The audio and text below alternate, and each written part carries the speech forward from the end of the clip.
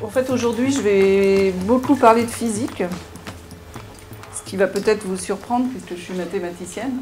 Et vous allez voir que pour tout ce qui concerne l'aspect expérimental, je ne suis pas très compétente. Enfin, la physique m'intéresse plutôt d'un point de vue théorique. La raison pour laquelle je vous parle de physique, vous êtes peut-être déjà quand même familier avec l'idée que les lois de la physique, elles sont toujours formulées dans le langage mathématique. C'est quelque chose qu'on trouve déjà dans une citation de Galilée qui date de 1623. La philosophie est écrite dans ce grand livre qui se tient constamment ouvert devant les yeux, je veux dire l'univers, mais elle ne peut se saisir si tout d'abord on ne se saisit point de la langue et si on ignore les caractères dans lesquels elle est écrite. Ici, la philosophie, c'est au sens large, c'est la compréhension du monde, donc ça englobe aussi la physique et les mathématiques. Cette philosophie, elle est écrite en langue mathématique. Ses caractères sont des triangles, des cercles et autres figures géométriques, sans le moyen desquels il est impossible de saisir humainement quelques paroles, et sans lesquels on ne fait qu'errer vainement dans un labyrinthe obscur. Cette citation, elle est encore plus vraie aujourd'hui, parce que comme vous allez le voir aujourd'hui, je vais parler surtout de mécanique quantique, et comme vous allez voir, c'est une théorie physique qui est extrêmement mathématisée. Et j'ai trouvé que vous raconter l'histoire de cette théorie, c'était une manière un peu de réfléchir sur les liens entre les mathématiques et la physique. Et les questions éventuellement philosophiques qui peuvent se poser. Alors, peut-être vous avez une petite idée a priori de ce qu'est la mécanique quantique, de quoi ça parle, vaguement. Oui, ça parle de l'infiniment petit, ça parle des atomes. Et souvent, quand on pense à un atome, on a tout de suite ce genre d'image qui vient en tête. Ce qui est assez intéressant parce qu'en fait, c'est l'image de l'atome telle qui était valide en 1911. Mais depuis les années 20, on sait que cette image n'est pas du tout valable. Et c'est une représentation de l'atome en fait, qui est complètement obsolète. Et la raison pour laquelle cette image a perduré, perdure encore 100 ans après, c'est qu'en fait, les théories atomiques actuelles sont très peu intuitives, très mathématisées, et que même, en fait, comme je vais l'expliquer, les pères de la mécanique quantique nous disent même qu'il ne faut même pas essayer de les comprendre grâce à l'intuition, que seules les mathématiques nous permettent vraiment de comprendre la mécanique quantique. Alors je vais quand même d'abord commencer par expliquer comment est l'histoire de cette image, comment est née cette vision de l'atome. Bon, je commence par un raccourci, vraiment une histoire très accélérée de l'apparition de la notion d'atome jusqu'au XIXe siècle. L'atome, c'est d'abord une idée philosophique dans l'Antiquité grecque, vers 500 avant Jésus-Christ. Chez les Grecs, donc la philosophie, c'était les mêmes personnes qui faisaient de la philosophie, des mathématiques et de la physique. Il s'agissait d'essayer de réfléchir sur le monde. Et les Grecs en particulier ont beaucoup réfléchi sur la notion d'infini.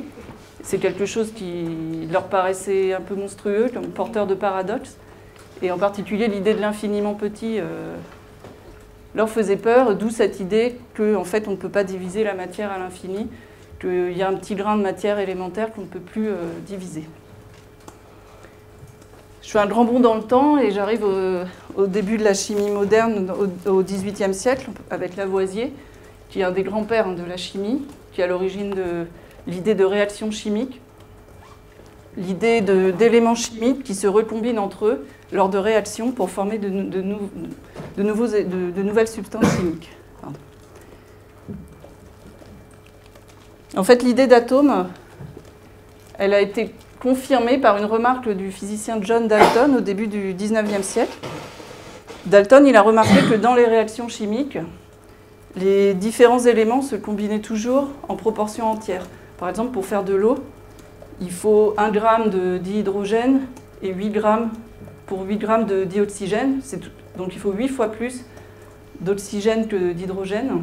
Et dans toutes les réactions connues à l'époque, il a remarqué que c'était toujours des nombres entiers qui intervenaient, ce qui a confirmé dans l'idée que la matière était constituée de petits grains, qu'on ne pouvait pas diviser et qui, dans des réactions, se combinaient toujours par nombre entier. Et en fait, Dalton, c'est un des premiers à avoir essayé d'attribuer des numéros atomiques aux éléments.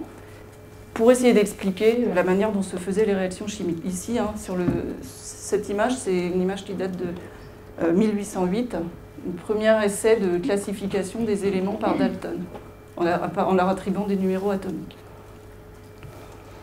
L'idée d'atome ou de molécule, elle est aussi apparue dans l'étude des fluides et des gaz pour essayer de comprendre ce que c'était que la pression, la température et les relations entre ces différentes grandeurs.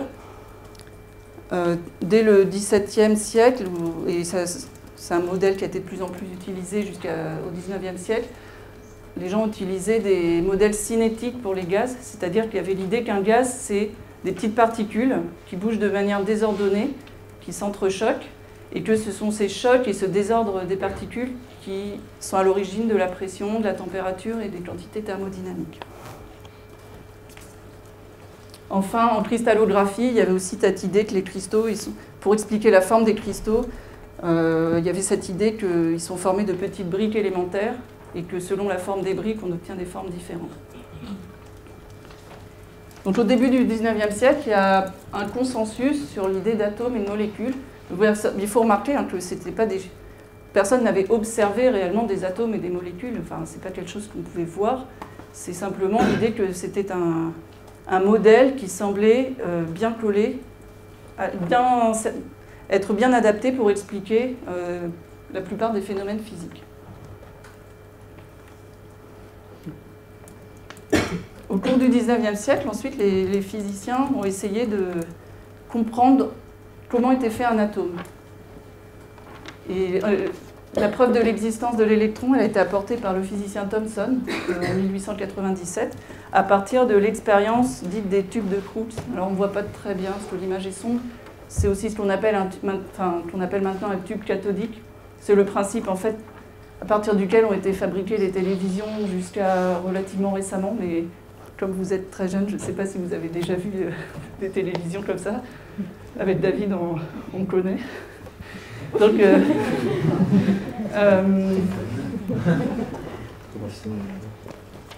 qu'est-ce que c'est un tube de Crookes? C'est un tube de verre dans lequel il y a un gaz à très très faible pression, c'est quasiment le vide.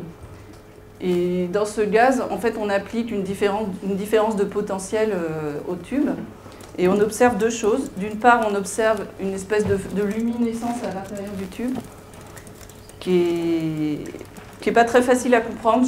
Moi-même, je ne comprends pas très bien, mais je crois que d'après ce que j'ai compris, si on veut vraiment expliquer cette luminescence, il faut utiliser la théorie des plasmas, qui est une théorie assez récente.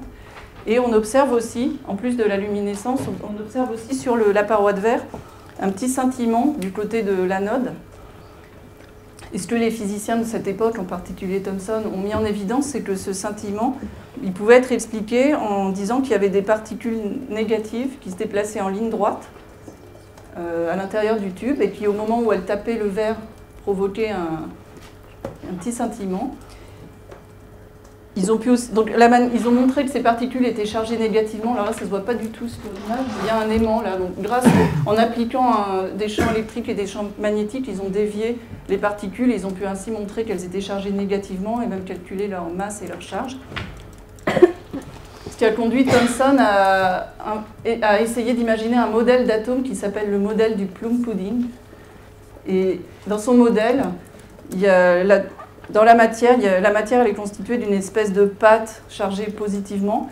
Et dans cette pâte, il y a des électrons, des charges négatives qui sont insérées un peu partout, un peu comme des raisins dans un cake. Alors ça, c'est une image très très simpliste. Lui, en réalité, Thomson, il avait quand même un modèle un peu plus élaboré. Et ce que voulaient les physiciens à l'époque, c'est essayer de comprendre le spectre d'émission et d'absorption des atomes qui avait été observé dès le début du XIXe siècle. Peut-être vous connaissez un peu ce genre d'image. Quand on fait passer la lumière blanche à travers un prisme, les différentes fréquences sont déviées de manière différente, ce qui fait que quand elle ressort, on voit un arc-en-ciel. Mais si la lumière, avant de traverser le prisme, a traversé un gaz, il y a certaines fréquences qui se retrouvent absorbées, ce qui fait que dans l'arc-en-ciel qu'on voit à la sortie du prisme, il manque certaines couleurs. Et pour chaque élément chimique, ce sont des couleurs différentes qui disparaissent, ce qui fait que ce spectre d'absorption C'est une espèce de signature des différents éléments chimiques. C'est ce dont on sert par exemple pour connaître la composition des étoiles. Donc quand la lumière traverse un gaz, certaines couleurs sont absorbées. Et ensuite, le gaz, une fois qu'il est mis au repos, réémet ces couleurs, réémet des couleurs qui sont exactement celles qu'il avait absorbées. C'est le spectre d'émission, qui est exactement complémentaire du spectre d'absorption. Donc en fait, les physiciens cherchaient une théorie qui explique ces deux spectres. Et la théorie de Thomson n'y arrive pas. On passe maintenant en 1911, avec l'expérience de la feuille d'or de Rutherford. Rutherford a bombardé une feuille d'or avec des particules alpha, qui sont des particules positives. Et ce qu'il a vu, c'est que la plupart des particules, en fait, elles traversent la feuille d'or comme si la feuille était complètement transparente. Mais certaines rebondissent sur la feuille et sont réfléchies. La conclusion, c'est qu'en fait, le modèle de Thomson, le modèle de l'atome, n'est probablement pas le bon, parce que si beaucoup de particules traversent la feuille, ça veut dire qu'il y a beaucoup de vide dans la matière, et que donc les plus et les moins ne sont pas intimement mélangés, mais doivent être probablement séparés par du vide. Et en fait, donc, les particules qui traversent, ce sont celles qui ont traversé le vide, et celles qui rebondissent, ce sont celles qui ont rencontré des charges positives et qui donc ont été repoussées dans l'autre sens. Ça a conduit Rutherford à inventer un nouveau modèle pour l'atome, qui est celui qui est toujours dans nos esprits actuellement, qui s'appelle le modèle planétaire. On imagine que l'atome, c'est un peu comme un système solaire. Il y a au centre des charges positives, et tout autour, il y a des électrons qui forment un peu comme des planètes qui tournent autour de ces charges positives. Il y a un point commun entre ce modèle et le système solaire. Je ne sais pas, ça dépend peut-être si vous avez fait des terminales scientifiques ou littéraires, je ne sais pas, mais est-ce que vous savez quand on a deux charges qui s'attirent, comment est la force, comment on calcule la force entre les deux charges? Pardon? Oui? Bon, enfin, en tout cas, il y a une loi qui s'appelle la loi de Coulomb, qui dit qu'entre une charge positive et une charge négative, la force, elle est proportionnelle à l'inverse du carré de la distance. Et c'est exactement la même chose pour les planètes. Pour les planètes, c'est la loi de la gravitation, la loi de Newton. Et donc, les deux modèles se ressemblent beaucoup, à ceci près que les électrons, par contre, entre eux, ils se repoussent, alors que dans le système solaire, toutes les planètes s'attirent.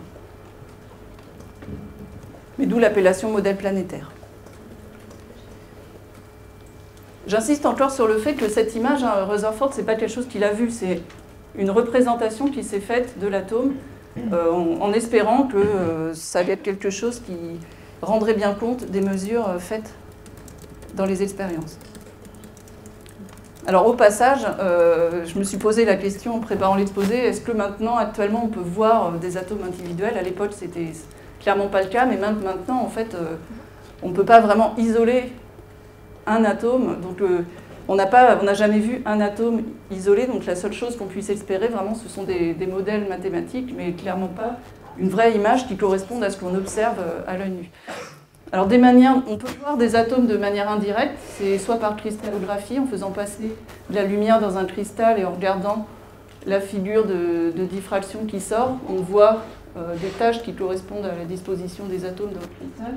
Bon, et là, je suis désolée, on ne voit pas bien l'image, mais on peut aussi voir les atomes de manière indirecte grâce à la technologie du microscope à effet tunnel, où en fait on a une pointe qui balaye le matériau, et puis selon le courant enregistré, on a un ordinateur qui reconstitue de manière indirecte une image, mais on ne voit jamais directement un atome. Bon, alors on en est en 1911, la représentation de Rutherford, mais il manque encore une idée pour comprendre le spectre des atomes. Sa théorie n'explique pas ça. L'idée qui manque, c'est ce qui s'appelle l'idée du quantum d'énergie, que je vais essayer d'expliquer. C'est une idée qui est née dans un article de Max Planck, qui date de 1900, et qui est un article en fait qui traite du spectre du corps noir. Alors, pour expliquer ce que c'est un corps noir, je suis un peu embarrassée parce que C'est un problème que j'ai eu dans toutes mes études de physique. C'est que dans les cours de physique, quand on fait des calculs, je les comprends très bien. Et je suis très satisfaite à l'idée que ces calculs donnent des résultats qui collent bien avec l'expérience. Mais à partir du moment où le professeur essaye de traduire ces calculs en termes un peu intuitifs, ça ne me paraît plus du tout convaincant en fait. Enfin, la traduction du calcul en termes de la vie de tous les jours, j'ai toujours du mal un petit peu à comprendre réellement ce que ça veut dire. Donc pour définir à la manière des physiciens ce qu'est un corps noir, en fait j'ai repris des définitions que j'ai trouvées dans des livres. Parce que moi-même, en fait, je ne les comprends pas très très bien. Donc voilà ce que c'est un corps noir, d'après différents livres, différents polycopiés que j'ai pu trouver. Et puis après, je vous expliquerai ce que c'est de manière un peu plus mathématique. Le corps noir est un objet idéal qui absorberait toute l'énergie électromagnétique qu'il recevrait, sans en réfléchir ni en transmettre. La lumière étant un rayonnement électromagnétique, elle est absorbée totalement, et l'objet devrait donc apparaître noir, d'où son nom. Cependant, compte tenu qu'un pareil corps pourrait émettre de la lumière sous l'effet d'augmentation de sa température, il n'est pas correct d'affirmer que le corps noir paraîtrait noir dans toutes les conditions.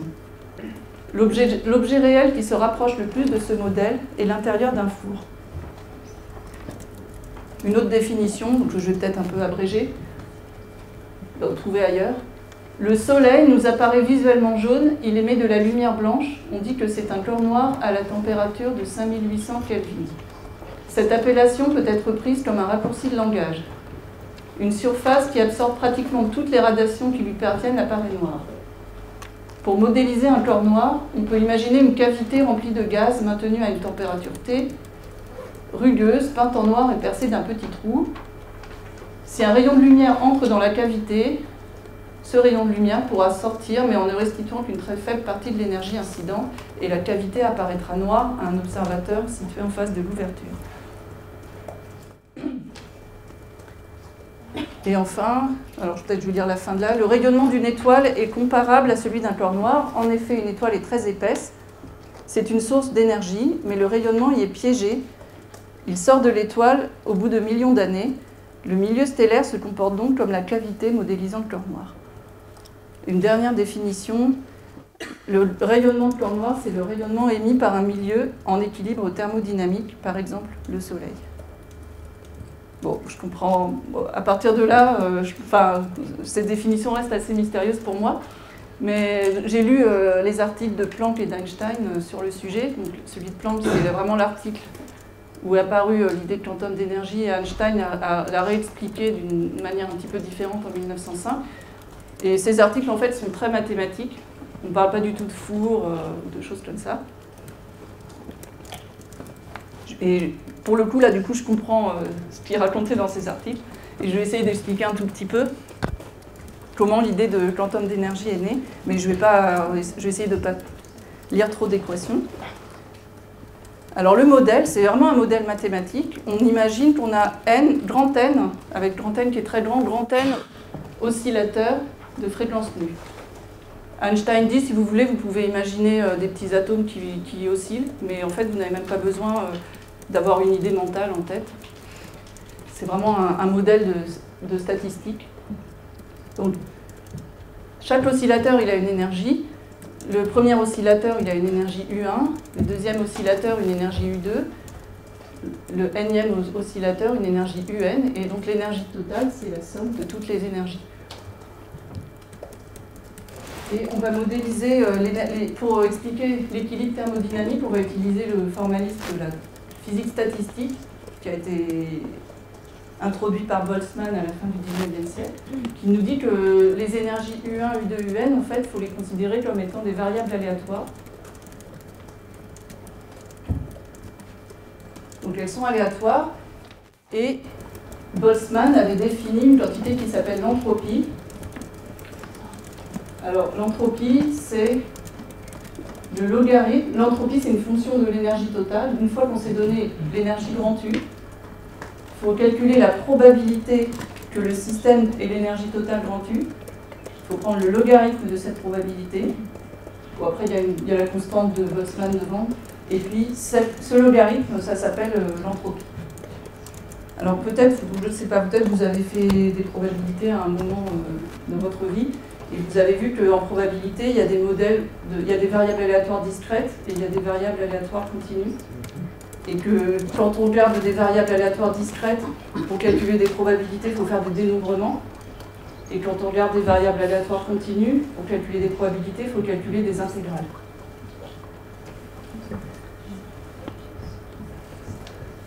Alors en fait, ce que fait Einstein dans son calcul, il fait le calcul de deux manières, avec un modèle où c'est des variables aléatoires continues, et un autre modèle où il s'agit de variables aléatoires discrètes. Et ce que j'ai oublié de dire, c'est la loi importante, la loi fondamentale de la thermodynamique d'après Boltzmann, c'est que si le système est à l'équilibre thermodynamique, la dérivée de l'entropie par rapport à l'énergie doit être égale à l'inverse de la température. Donc modèle continu, je ne vais pas lire en détail toutes les équations pour ne pas y passer trop de temps, mais voici d'abord le premier calcul que fait Einstein, le cas où on considère que les énergies, ce sont des variables aléatoires continues. On va calculer la probabilité que l'énergie totale soit U, et comme j'ai dit, ce calcul, c'est un calcul d'intégrale qui est écrit là. Vous connaissez probablement le cas où il y a une variable aléatoire, et donc on fait une intégrale à une variable. Bon là, il y a une grande n variables aléatoires, donc c'est ce qui s'appelle une intégrale multiple, c'est une intégrale à n variables. C'est un calcul, donc on apprend à faire pas très longtemps après le bac quand on fait des études de mathématiques. Et en plus, là, dans ce cas-là, il n'est pas très compliqué. Donc voilà, et ensuite on calcule l'entropie. Pour ce calcul, en fait, il y a juste besoin de connaître la propriété de la fonction logarithme. Le logarithme de xy, c'est logarithme de x plus logarithme de y. D'accord ? Donc ça donne une expression, et puis ensuite on écrit la loi de... Ça nous donne une expression de l'entropie en fonction de l'énergie. Et après on écrit la loi de l'équilibre thermodynamique, que la dérivée de l'entropie par rapport à l'énergie, c'est l'inverse de la température. Et on compare ça avec la formule qu'on avait trouvée. Et là, on a juste besoin de savoir que la dérivée de ln de x, c'est 1 sur x. D'accord ? Donc on fait ce calcul. Je ne lis pas très en détail, mais c'est juste pour vous dire que c'est des calculs que vous avez dû savoir faire à un moment. Et on trouve une relation entre l'énergie et la température, qui dit que l'énergie, c'est la constante de Boltzmann fois la température. Et on voit en particulier cette relation, on voit qu'elle ne dépend pas du tout finalement de la fréquence de l'oscillateur.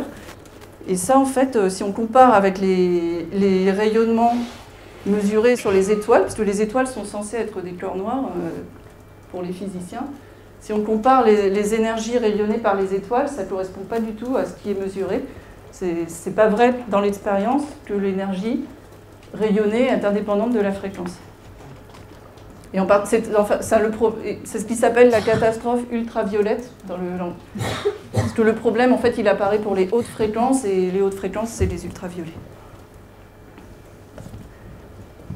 Donc maintenant, Planck expliqué par Einstein, il fait le calcul d'une autre manière, en supposant que maintenant les énergies, ce sont des variables aléatoires discrètes. Donc maintenant, en fait, chaque oscillateur, il peut posséder des petits grains d'énergie. En fait, l'énergie de chaque oscillateur doit être un multiple d'un petit grain élémentaire d'énergie, auquel Planck ne donne pas de nom, il l'appelle juste de la lettre grecque epsilon. Et maintenant, il s'appelle... Enfin, je ne sais plus s'il utilise le mot dans l'article 6. Probablement Einstein l'appelle un quantum d'énergie. Donc chaque oscillateur, son énergie est un multiple de epsilon. L'oscillateur numéro 1, il a... Alors ici, P1, P2, Pn sont des nombres entiers. L'oscillateur numéro 1, il a P1 grain d'énergie, l'oscillateur numéro 2, P2 grain d'énergie, et l'oscillateur N, il a Pn grain d'énergie. Donc l'énergie totale, c'est la somme de toutes ces énergies-là. Donc c'est P1 plus P2 plus Pn fois epsilon. Autrement dit, grand P fois epsilon. Grand P, c'est le nombre de grains d'énergie totale. Donc maintenant, il faut calculer, si on veut calculer l'entropie, il faut faire un dénombrement au lieu de faire une intégrale. Il faut calculer le nombre, étant donné P c'est le nombre, c'est l'énergie c'est le nombre de grains d'énergie totale, donc c'est l'énergie totale. Il faut calculer le nombre de manières de répartir ces grands P grains d'énergie parmi grand N individus. C'est un exercice de dénombrement que je vais peut-être vous expliquer au tableau, mais on montre qu'en fait,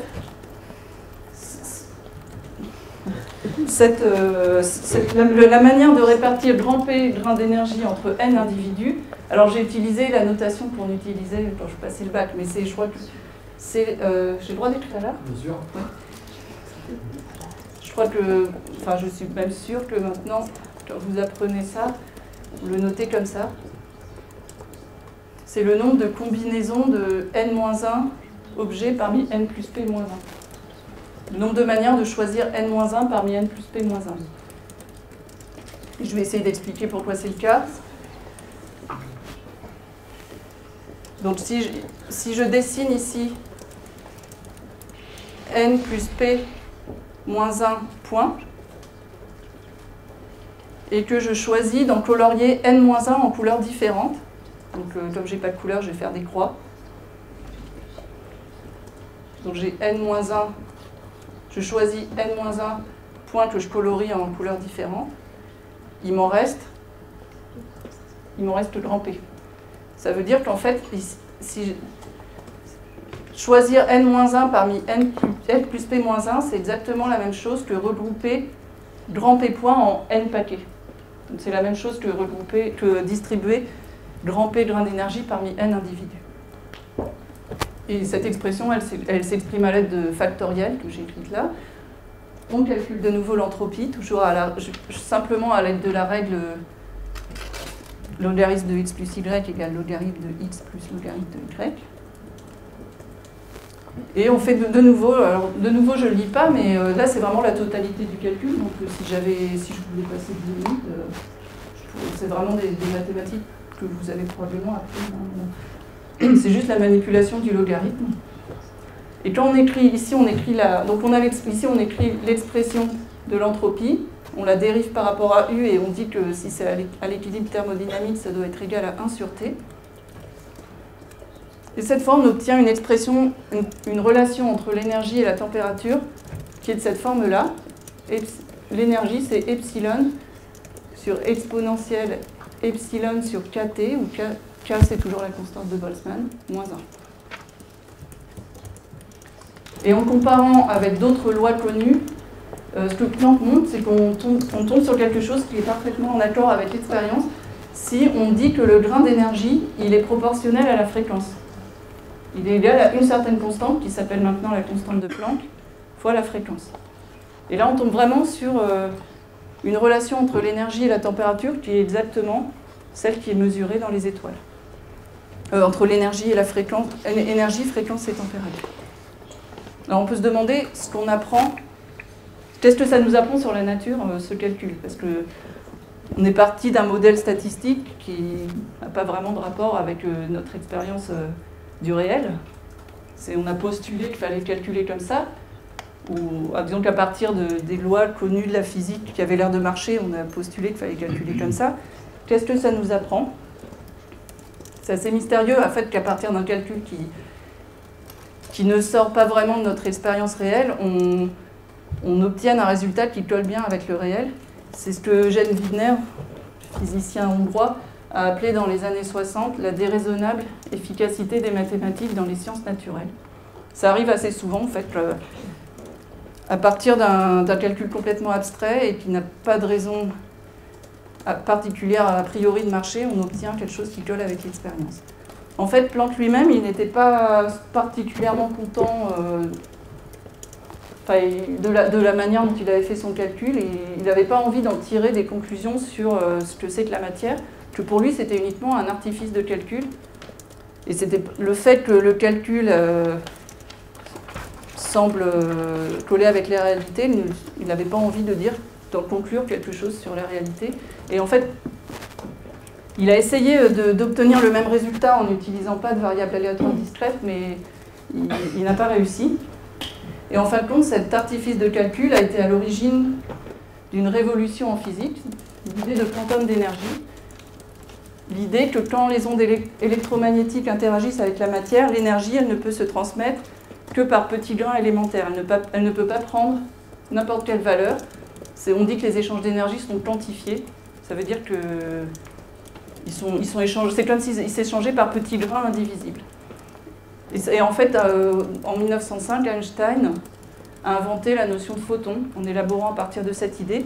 L'idée que quand la lumière interagit avec la matière, elle transmet toujours de l'énergie par petits grains, qu'il a appelé quantum de lumière, mais qu'on appelle maintenant photon. Cette idée de quantité quantifiée, elle a été utilisée par Niels Bohr, un physicien danois, en 1913, pour expliquer le spectre de l'atome d'hydrogène. Donc c'est en 1913, on a fêté les 100 ans l'année dernière. Il a repris le modèle de Rutherford, le modèle planétaire de l'atome, mais il a postulé que, en fait, une quantité qui s'appelle le moment cinétique est elle-même quantifiée. Ça veut dire qu'elle ne peut prendre que certaines valeurs qui sont des multiples entiers de la constante de Planck. Donc la constante de Planck, c'est un petit peu comme un grain élémentaire de moment cinétique. Alors je ne sais pas, vous avez probablement, parce que je crois que maintenant en cours de physique au lycée, on ne fait plus beaucoup de calculs, donc probablement vous n'avez jamais fait les calculs des trajectoires, quand on a deux planètes, les calculs des trajectoires. Mais bon, donc, à partir du moment où on connaît la valeur du moment, quand il y a deux planètes, ou ici à partir du moment où on connaît la valeur du moment cinétique, ça permet de connaître la valeur du rayon de la trajectoire de la planète. Donc ça implique aussi que les rayons des trajectoires ne peuvent pas prendre n'importe quelle valeur. Et ça implique aussi que l'énergie de l'électron ne peut pas prendre n'importe quelle valeur. Donc en fait, on reprend, si on veut, on reprend l'image du système planétaire, mais les électrons ne peuvent être que sur certains rayons bien définis. Et à partir de ça, Bohr a pu expliquer le spectre d'émission et d'absorption de l'atome d'hydrogène en disant que quand la lumière traverse de l'hydrogène, quand un photon arrive sur de l'hydrogène, il peut être absorbé si et seulement si son énergie, qui est donc h fois sa fréquence, si et seulement si son énergie correspond exactement à la différence d'énergie entre deux couches d'énergie. Si c'est le cas, il est absorbé, l'électron saute d'une couche à l'autre, et après, quand on arrête de bombarder, d'envoyer de la lumière sur notre hydrogène, après l'électron revient à son état initial et il réémet un photon exactement de la couleur qu'il avait absorbé. Donc ça, c'est très satisfaisant parce que les calculs faits comme ça correspondent exactement à ce qui avait été observé pour le spectre de l'hydrogène. Évidemment, l'étape suivante, c'est de voir si ça marche aussi pour les autres atomes. L'atome d'hydrogène, c'est le plus simple puisqu'il a un noyau et un électron. Donc l'atome suivant, c'est l'hélium. L'hélium, donc ici, c'est le noyau. À l'époque, on ne s'intéressait pas à ce qu'il y avait dans le noyau. C'est le noyau et puis deux électrons. Quand j'étais au lycée, j'ai dit qu'on calculait, on apprenait, c'était pas très compliqué, en fait, on apprenait, quand il y avait deux planètes, on apprenait à calculer la trajectoire des deux planètes. Et c'était pas très compliqué, il fallait juste écrire la loi de Newton, que l'accélération est proportionnelle à la force. Ça donnait une équation différentielle qui n'était pas très dure à résoudre, enfin, on apprenait à la résoudre, et on montrait qu'en fait, les deux planètes, elles font des ellipses l'une autour de l'autre. Mais on n'essayait jamais avec trois planètes. Et en fait, aucun professeur ne nous a jamais dit pourquoi on n'essayait jamais, mais la raison, c'est que dès qu'il y a trois planètes, ça devient un calcul infaisable, en fait. C'est-à-dire qu'on peut toujours écrire le bilan des forces, que l'accélération est proportionnelle à la force, on trouve toujours une équation différentielle, mais on ne voit pas du tout comment la résoudre. En fait, c'est un problème qui a occupé les astronomes tout au long du XIXe siècle. Et ils se sont intéressés, là je fais une petite parenthèse, mais vous allez voir qu'il y a un rapport avec l'hélium. Les astronomes, ils se sont intéressés à un problème un petit peu simplifié, qui est intéressant en astronomie, où on considère qu'il y a un des corps qui est vraiment beaucoup plus lourd que les deux autres, le Soleil. Déjà, on considère que les 3 corps sont dans un plan, comme sur le dessin. Il y en a un qui est beaucoup plus lourd que les autres, le Soleil. Il y en a un qui est beaucoup moins lourd que le premier, mais quand même assez lourd, par exemple, mettons Jupiter. Et le 3e corps est vraiment beaucoup plus léger que les deux autres, par exemple la Terre. Ce qui fait qu'en gros, le Soleil, on peut considérer qu'il ne bouge pas. Jupiter, bon là, c'est pas du tout à la bonne échelle. Hein. Jupiter, il est attiré par le Soleil, donc il décrit une ellipse autour, mais on peut considérer que son mouvement n'est pas modifié par celui de la Terre. Et par contre, la Terre, elle subit à la fois l'attraction du Soleil et de Jupiter. Et en fait, si on essaye de résoudre l'équation différentielle qui décrit le mouvement de la Terre, donc on ne sait pas la résoudre à la main, on peut maintenant demander à un ordinateur de la calculer, et on obtient des figures. Bon là, comme j'ai dit, c'est pas du tout à l'échelle du système solaire, hein, donc il ne faut pas vous inquiéter à la vue de ce dessin. Mais on voit clairement que le mouvement de la petite planète est compliqué. Et les astronomes ont passé tout le 19e siècle à essayer de démontrer que le mouvement de la petite planète est périodique, c'est-à-dire qu'il revient à un moment, il revient au même point avec la même vitesse. Ils voulaient démontrer ça d'une part parce que c'est rassurant, et puis on a l'impression que c'est vrai, quand à notre échelle de la vie humaine, on a quand même l'impression que le système solaire a un mouvement périodique, et puis c'est pratique si on veut établir des calendriers ou ce genre de choses. Poincaré, là c'est le très grand mathématicien Poincaré, lui-même a trouvé une preuve du fait que le mouvement des planètes était périodique. Il a gagné un prix pour cette démonstration, c'est une démonstration mathématique. On ne peut pas calculer la trajectoire, mais on peut essayer de démontrer des théorèmes disant que la trajectoire est périodique. Il a trouvé une preuve, il a gagné un prix, et puis finalement quelqu'un a trouvé une faute. Et en essayant de corriger cette faute, Poincaré a démontré le contraire de ce qu'il avait annoncé au début, qu'en fait le mouvement est chaotique. Et donc on ne peut pas prévoir à long terme le mouvement des planètes. Mais évidemment, ça a des millions d'années. En tout cas, les travaux de Poincaré ont permis vraiment de mettre de l'ordre dans les travaux des astronomes. Et il les a rassemblés dans une œuvre en 4 tomes qui s'appelle « Les méthodes nouvelles de la mécanique céleste » et que les pères de la mécanique quantique ont étudié de très très près en espérant y trouver une idée pour calculer le spectre. En espérant y trouver une idée pour savoir qu'est-ce qui dans l'atome d'hélium était quantifié afin de pouvoir calculer le spectre. Ils ont complètement échoué, ils n'arrivaient pas à faire des calculs qui avaient un sens et qui collaient avec l'expérience. Et en 1923, Werner Heisenberg, qui avait donc 23 ans, il a eu le culot de dire si c'est ça, j'invente des nouvelles lois pour la physique. Puisque je n'arrive pas à faire un calcul en utilisant les anciennes lois, je vais essayer d'inventer des nouvelles lois. Et ce sont les lois de la mécanique quantique. Oui ? Pourquoi il voulait trouver que ce calcul marche? Il voulait trouver une solution. Parce qu'il aurait plutôt... Vous parlez de ceux qui voulaient appliquer le mouvement des planètes. Oui, c'est vrai que c'est pas clair qu'a priori, ça n'avait pas a priori de raison de marcher, parce que déjà, c'est quand même une situation physique assez différente. Les électrons, ils se repoussent alors que les planètes s'attirent. Et puis, ce n'est pas vrai dans l'atome d'hélium qu'un des corps est beaucoup plus massif que les deux autres. Les 3 charges, elles sont du même ordre de grandeur. Mais donc, je vous laisse quand même continuer votre question. C'est surtout comment ils disent ce que vous voulez dire. Ça va rien changer. Ça va être bonne. Je vais réfléchir un peu. Ça va être bonne. Non, ça change rien. Oui. Simplement, je souhaitais savoir comment... pourquoi Heisenberg souhaitait absolument trouver un résultat à sa question. Parce qu'il souhaitait absolument trouver un résultat et donc utiliser de nouvelles lois, alors qu'il aurait pu très bien admettre qu'il n'y avait pas de nouvelles lois qui... Il voulait trouver une manière d'expliquer le spectre des atomes. Pour l'hydrogène, Bohr avait trouvé une explication qui marchait, de dire que le mouvement cinétique était quantifié et d'expliquer le spectre en disant que les électrons pouvaient sauter d'une couche à l'autre en absorbant des photons. Et ça donnait le bon spectre. Et il voulait trouver des règles comme ça pour tous les atomes. Ce qui est naturel. Enfin, ou alors il aurait pu arrêter de faire de la physique.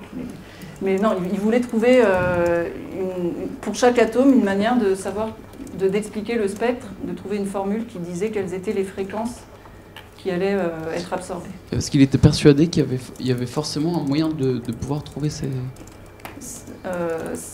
Oui, quand on est scientifique, on raisonne comme ça. Je le suis également. Non, ce que je veux dire, c'est que si on pense qu'il n'y a pas de moyen, après on arrête de faire de la recherche. C'était son travail. Et puis c'était en plus, c'était son travail de thèse, en quelque sorte, d'essayer de comprendre ça, quoi. Donc voilà, il a décidé d'inventer des nouvelles lois de la mécanique. Et là encore, j'ai lu l'article de Heisenberg, et c'est un article qui est complètement mathématique. Il part d'une idée qui est... Il y a quand même une idée un petit peu physique au départ, et après tous les calculs sont vraiment des calculs de mathématiques. L'idée de départ, c'est qu'il faut uniquement raisonner sur des quantités qu'il appelle quantités observables, et pas sur autre chose. C'est-à-dire que quand on parle d'un électron qui suit une trajectoire, qui est une ellipse, c'est quelque chose qui n'a jamais été mesuré, qui n'a jamais été observé. Donc on ne va pas essayer de créer une théorie qui décrit la trajectoire des électrons. Les quantités qu'on mesure dans les expériences, ce sont l'énergie de l'électron, son moment cinétique, sa quantité de mouvement, sa position, mais jamais on mesure sa trajectoire. Donc la notion centrale pour chez Heisenberg, c'est la notion de quantité observable. Et en mécanique, donc par exemple l'énergie, en mécanique quantique, en mécanique classique, en mécanique newtonienne, l'énergie c'est l'énergie cinétique plus l'énergie potentielle. J'écris l'expression là. L'objet mathématique, c'est une fonction. C'est une fonction de 6 variables qui sont les coordonnées de l'électron et sa vitesse. Mais les objets, en mécanique classique, en mécanique de Newton, les observables, ce sont des objets qui s'appellent des fonctions, que vous connaissez des fonctions d'une variable, mais là ce sont des fonctions de plusieurs variables. Alors que dans la mécanique de Heisenberg, les observables, comme objet mathématique, ce sont des matrices. Je n'ai pas l'intention de vous faire un cours sur les matrices, peut-être vous avez déjà vu ce que c'est, peut-être pas. Dans les études de mathématiques, ça se voit en général en première année après le bac ou deuxième année. Mais ce qui est intéressant dans l'histoire, c'est qu'en fait, Heisenberg, il aimait bien les maths, mais il n'avait jamais suivi de cours sur les matrices. Les matrices, ça existait déjà depuis à peu près 1850, mais lui, il n'en avait jamais entendu parler. Simplement, dans son article, il réinvente la notion de matrice à sa manière. Il ne les appelle pas des matrices, mais il dit comment ça se multiplie, comment ça s'additionne. Et après, ses collègues Jordan et Born lui ont dit en fait que ce qu'il manipulait, c'était un objet bien connu des mathématiciens, c'était les matrices. Et en retour, ce qui est intéressant, c'est le fait que les matrices jouent un rôle central chez Heisenberg, ça a conduit les mathématiciens à développer l'algèbre linéaire. Enfin, en fait, ce sont des choses un petit peu plus générales que des matrices qui s'appellent des opérateurs. Et les mathématiciens, à la suite des avancées en mécanique quantique, ont développé la théorie des opérateurs. Donc, il y a vraiment un aller-retour entre les deux sciences. Quand on a une matrice, on apprend en mathématiques comment calculer ses valeurs propres. On appelle ça le spectre de la matrice. Et en fait, ce qu'Heisenberg a donné, c'est une recette pour calculer à partir... Ce qu'il nous dit, c'est que il faut prendre la matrice énergie de notre atome, il faut calculer ses valeurs propres, et à partir des valeurs propres, il a une recette pour dire quelles sont les fréquences qui vont être émises ou absorbées par l'atome. Alors pour l'atome d'hydrogène, comme c'est un atome assez simple, il a pu faire le calcul et vérifier que ça donnait la bonne réponse. Mais ce n'était pas forcément intéressant puisqu'il y avait déjà la théorie de Bohr qui donnait la bonne réponse. Pour l'atome d'hélium, le calcul il a été fait quelques années plus tard et ça donnait aussi la bonne réponse. Ce qui est très surprenant puisque vraiment l'article de Heisenberg est uniquement basé sur des considérations un peu esthétiques. Le fait que l'algèbre des matrices enfin, voilà, lui paraissait être le bon objet, mais il n'y a pas de raison de supposer a priori que ça va donner le bon résultat. Exactement en parallèle, il y avait une autre idée qui est apparue, une autre théorie, qui est celle de Broglie et Schrödinger, la vision ondulatoire de la mécanique quantique. De Broglie, en 1923, avait émis l'idée de la dualité onde-corpuscule. Ce qu'on a déjà vu, c'est que la lumière, qui au XIXe siècle était considérée comme étant une onde, a été traitée par Einstein comme une partie... Enfin, Einstein a introduit la notion de photon. Donc, dans certaines interactions, la lumière se comporte comme des particules. Et De Broglie a émis l'idée de généraliser cette dualité aux autres objets, en disant par exemple que les électrons, qu'on a tendance à considérer comme des particules, se comportent aussi comme des ondes. C'est l'idée que tout objet se comporte parfois doit être traité parfois comme une particule, parfois comme une onde. Et Schrödinger, en 1925, donc vraiment exactement en même temps que sortait l'article de Heisenberg, a proposé une équation, j'ai écrite là, qui nous dit comment se propage cette onde. Si vous voulez, c'est l'équation qui remplace l'équation de Newton. Maintenant, au lieu d'avoir une particule, on a une onde, et donc il faut une équation qui nous dit comment elle évolue au cours du temps. Je ne vais pas spécialement commenter cette équation, mais l'inconnu de l'équation, c'est une fonction qui est souvent notée psi, qui est une fonction de la position de l'électron et aussi du temps, j'ai oublié, qui nous dit en fait au point x, y, z comment vibre cette onde. Donc là on en est au point, on a deux théories concurrentes. On a l'impression qu'il faut choisir entre les deux. Mais il a été démontré d'un point de vue mathématique, elles sont complètement équivalentes, on dit aussi isomorphes, c'est-à-dire que tout calcul que vous faites dans un des deux formalismes, il y a un moyen de le traduire dans l'autre formalisme. Donc en fait, ces deux théories, elles vont donner exactement les mêmes résultats. Les deux expliquent très bien le spectre des atomes et elles donnent le même résultat. Et à partir de là, ça a été le début d'une grande querelle philosophique, parce que autant tous ces physiciens étaient très contents d'avoir des équations qui collent avec la réalité, autant ils n'étaient pas d'accord sur la manière dont il fallait les interpréter d'un point de vue un peu intuitif. Et ce qui a mis le feu aux poudres, c'est ce qui s'appelle l'interprétation probabiliste de la fonction d'onde, qui a été proposée par Max Born. La fonction d'onde, c'est la fonction psi là, qui intervenait dans l'équation de Schrödinger. Pour Schrödinger, c'est vraiment une onde. Il faut imaginer que l'électron, c'est une espèce de vague. C'est vraiment un objet physique. Alors que Born nous dit que c'est pas du tout ça. Cette fonction d'onde, c'est une probabilité. Alors, en fait, c'est ce qui s'appelle le problème de la mesure en mécanique quantique. Là, à partir de là, ça commence à être très peu intuitif. C'est très peu intuitif ce que je vais vous raconter, mais vous en avez peut-être déjà entendu parler. Si vous faites votre expérience avec un électron, et qu'à un certain moment, vous essayez... Donc à ce stade-là, l'électron, on ne sait plus ce que c'est. Hein, ça, c'est une matrice, c'est une fonction d'onde, mais on ne sait plus trop comment se le représenter. Mais mettons qu'à un moment, vous essayez de mesurer à quel endroit il est, et vous allez trouver, vous allez mesurer, vous allez voir qu'il est à un certain endroit de votre expérience. Et puis, dans la pièce d'à côté, vous avez un camarade qui fait exactement la même expérience, qui fait exactement la même mesure, et il trouve complètement autre chose. Dans un autre laboratoire, quelqu'un d'autre fait exactement la même expérience et trouve un résultat encore complètement différent.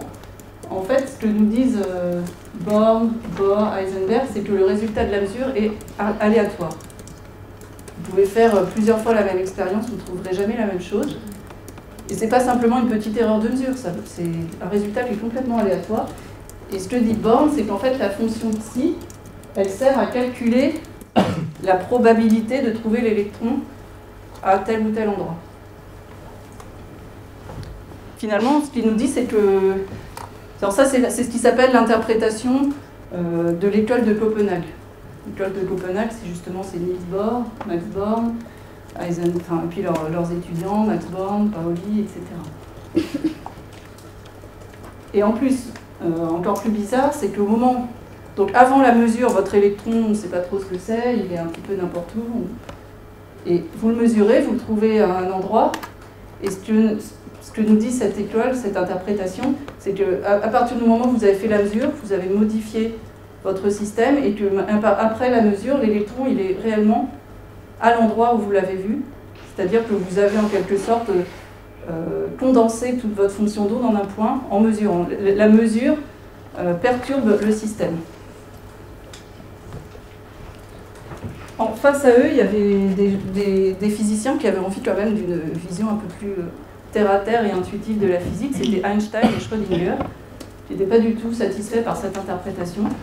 Ils disaient que la physique, ça doit quand même rester une science de bon sens. On doit être capable, la physique, c'est pas seulement des équations mathématiques, mais on doit quand même être capable de traduire en termes de la vie de tous les jours, et un peu compréhensible, les théories.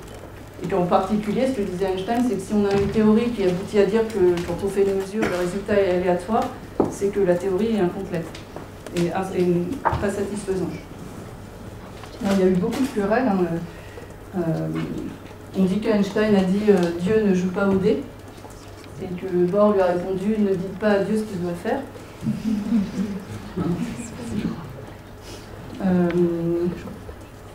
C'est une querelle qui a duré longtemps. Alors, ce qui est intéressant, que j'ai déjà dit, mais je vais insister, c'est que d'un point de vue, tous ces physiciens sont d'accord sur le fait que les équations mathématiques donnent le bon résultat. La seule querelle, c'est comment il faut les interpréter dans notre intuition. Et du point de vue de l'école de Copenhague, ils ont une vision très mathématisée. Pour eux, la physique, l'électron, c'est l'équation mathématique qui le décrit, et on n'a pas forcément besoin d'avoir une vision ancrée dans notre vision de la vie de tous les jours.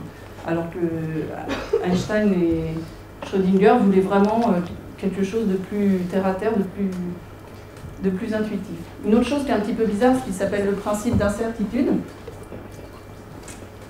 qui vient, alors mathématiquement, ça vient du fait que les matrices, c'est un anneau qui n'est pas commutatif. C'est-à-dire que quand on multiplie une matrice A et puis une matrice B, c'est pas la même chose que si on fait B fois A.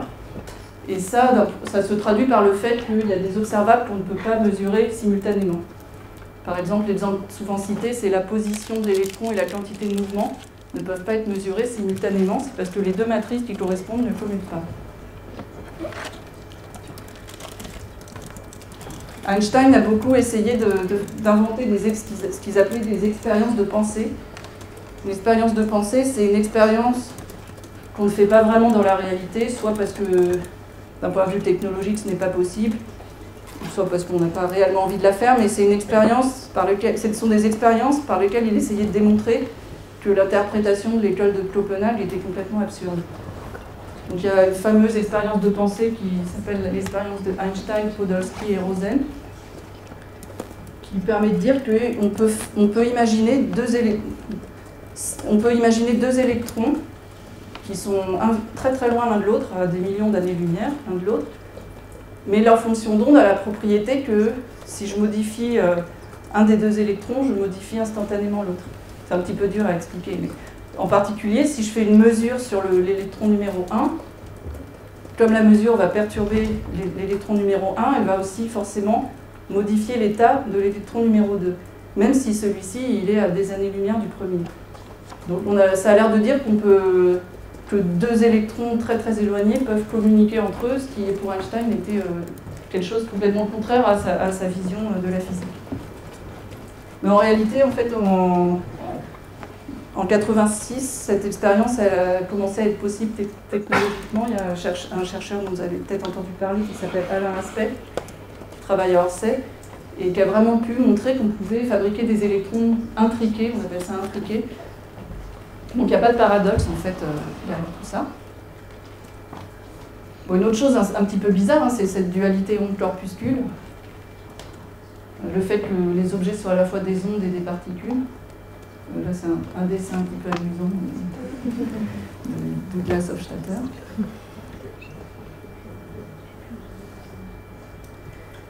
Et puis une autre chose qui ne satisfaisait pas Einstein et Schrödinger, c'est le principe de superposition. Alors, peut-être si vous avez fait de l'optique, vous avez entendu parler de l'expérience des franges Young. Oui? David en a entendu Oui, parler. la semaine dernière, on a eu la chance d'avoir une explication. D'accord. Plusieurs explications. Donc j'espère que ça va, que ce que je vais dire va être complètement contraire. Donc dans l'expérience en optique usuelle, vous envoyez une onde plane sur un obstacle qui est percé de deux petites fentes. L'onde plane, elle ressort comme deux ondes sphériques cohérentes, et ces deux ondes sphériques, on met un écran au loin, et ces deux ondes sphériques, quand elles interfèrent, elles forment sur l'écran des figures d'interférence comme ça. Maintenant, si la lumière s'est formée de photons, on peut essayer. Alors au départ c'est pareil, c'était juste une expérience de pensée que Feynman avait essayé de faire, mais cette expérience, dans les années 80, elle n'a pas non pu être réalisée. Donc on peut se demander ce qui se passe quand on envoie juste un photon. Quand on envoie juste un photon, on voit une tache. Là c'est l'image d'en haut, enfin là il y a déjà plusieurs photons qui ont été envoyés, mais on voit une tache unique se former sur l'écran. Et cette tâche, elle apparaît à un endroit aléatoire, c'est-à-dire que si vous êtes deux à envoyer deux photons exactement de la même manière, ils ne vont pas atterrir, vous n'allez pas les voir, les mesurer au même endroit. Après, vous continuez à envoyer des photons individuellement, vous voyez de plus en plus de tâches qui forment des motifs aléatoires, mais au fur et à mesure que vous envoyez de plus en plus de photons, il y a une espèce de loi des grands nombres qui intervient, et à la fin, quand il y a suffisamment de photons, vous commencez à voir les figures d'interférence qui apparaissent. Et ce que se demandaient les gens qui étaient plutôt du côté d'Einstein ou Schrödinger, c'est que quand vous avez envoyé votre premier photon et qu'il a tapé sur l'écran, vous avez envie de savoir dans quelle fente il est passé. Et si on suit l'interprétation de l'école de Copenhague, on ne peut pas dire dans quelle fente il est passé parce que c'est quelque chose qu'on ne peut pas observer. En fait, pour l'école de Copenhague, la seule chose à laquelle nous, humains, nous avons accès, ce sont les choses que nous mesurons. Et on ne peut pas, ça n'a pas de sens de se poser des questions sur les propriétés des objets en dehors des mesures. Et en fait, la réponse conforme au dogme de l'école de Copenhague, c'est de dire qu'en fait, l'électron, il est passé par les le photon, pardon, il est passé par les deux fentes. Ou plus précisément, c'est une superposition d'un photon étant passé par la fente du haut et d'un photon étant passé par la fente du bas. Et Einstein trouvait ça complètement absurde. Il dit, je suis physicien, j'ai le droit de me demander quelque chose d'aussi simple, une question aussi simple que par quelle fente est passé l'électron. Et il a imaginé une expérience de pensée qui disait, on peut mettre une petite porte qui va bouger quand le photon va passer, et ça va permettre de savoir par quelle fente il est passé.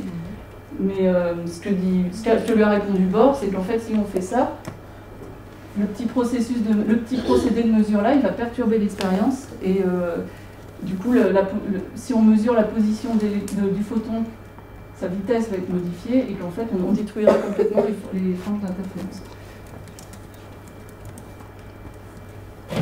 En fait, voilà, pour l'école de Copenhague, il ne faut pas essayer de comprendre de manière intuitive ce qui se passe en dehors de l'expérience, de la mesure.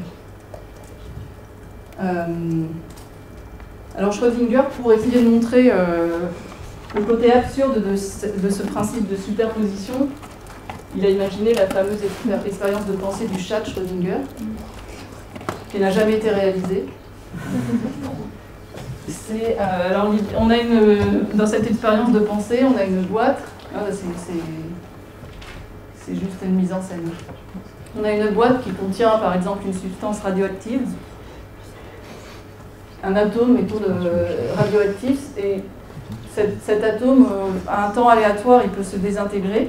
Et quand il se désintègre, ça actionne un mécanisme qui libère du poison, et ce poison tue le chat qui est dans la cage d'à côté.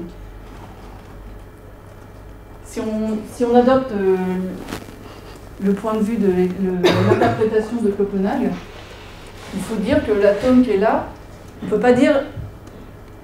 pas dire s'il est désintégré ou non. Il est à la fois désintégré et intact ou plus précisément, c'est une superposition d'un atome désintégré et d'un atome intact. D'un point de vue mathématique, alors c'est un peu bizarre, hein, mais d'un point de vue mathématique, c'est pas du tout bizarre, c'est juste dire que sa fonction d'onde, c'est la somme de la fonction d'onde d'un atome désintégré et la fonction d'onde d'un atome intact. Donc c'est juste une addition pour un mathématicien. C'est beaucoup plus simple. Mais si on a envie de mettre des mots derrière, ça devient bizarre. Donc cet atome, il est à la fois désintégré et intact, et Schrödinger dit donc, je devrais conclure que le chat est à la fois mort et vivant, ce qui évidemment pour lui montrait que cette interprétation était absurde. Alors actuellement, je ne sais pas exactement comment ça s'est conclu, mais c'est l'école de Copenhague qui a un peu remporté le débat philosophique, c'est-à-dire que cette interprétation très mathématique et très abstraite, très peu intuitive, c'est celle qui a emporté l'adhésion de la communauté des physiciens. Alors, certains physiciens y sont très attachés, il y en a quand même qui reconnaissent que c'est peu compréhensible, mais qui disent que finalement l'important c'est que ça permette de faire des prévisions sur les expériences et d'avoir des retombées technologiques. Et puis par contre, pour les mathématiciens, finalement, nous on n'a pas... Finalement, ces absurdités ne nous inquiètent pas trop, puisque, comme j'ai dit, en termes mathématiques, il n'y a pas de paradoxe. C'est des opérations qui ont bien un sens mathématique et qui ne font pas particulièrement peur à un mathématicien.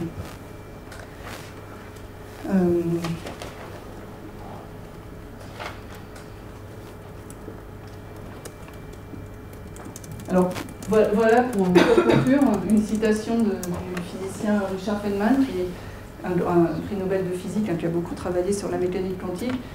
Et on lui a demandé, certainement à de nombreuses reprises, de faire des conférences grand public. Et voilà la conclusion d'une de ces conférences. Chacune de nos lois est un énoncé purement mathématique, et en termes mathématiques fort complexes et abstraits. La loi de la gravitation, telle que Newton l'énonça, n'utilise que des mathématiques assez simples, mais cela devient de plus en plus abstrait et difficile au fur et à mesure que nous avançons. Pourquoi? Je n'en ai pas la moindre idée. Mon seul but ici, c'est de vous indiquer ce fait.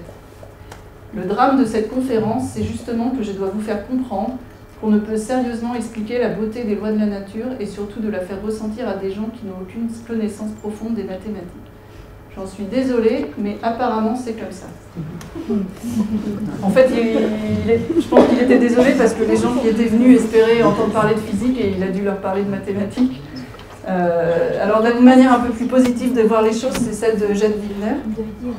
J'ai traduit moi-même, j'espère que... Il y avait une phrase assez longue, mais j'espère que ça reste compréhensible. Il avait une vision un peu plus positive de ce rôle des mathématiques. Le miracle de l'adéquation du langage des mathématiques à la formulation des lois de la physique est un cadeau merveilleux que nous ne comprenons et ne méritons pas. Nous devrions en être reconnaissants et espérer qu'il perdurera pour les recherches futures et s'étendra pour le meilleur et pour le pire, à notre grand plaisir et cependant aussi à notre grande confusion, à des domaines variés du savoir. Voilà.